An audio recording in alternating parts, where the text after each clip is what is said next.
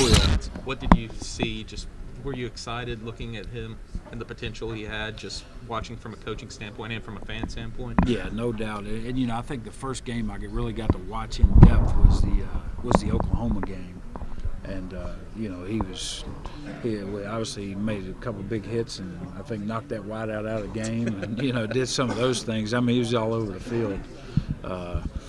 So I'm very excited to be able to coach him.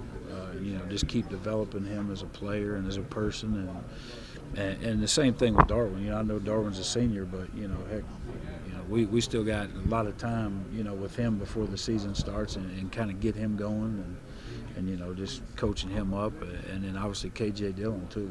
That's a kid very interesting kid to me. Secondary struggled a lot last season, obviously. There's no doubt about that. But the cupboard's not bare in the safety position, as Ed mentioned earlier.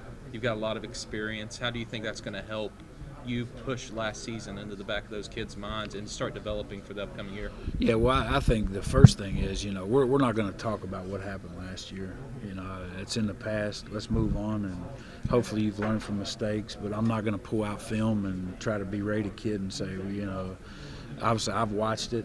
I have in my mind, a couple ideas I think we could get better at, and those kind of things. But, it's a new year. You have a clean slate. Let's move forward, and let's try to get better every day.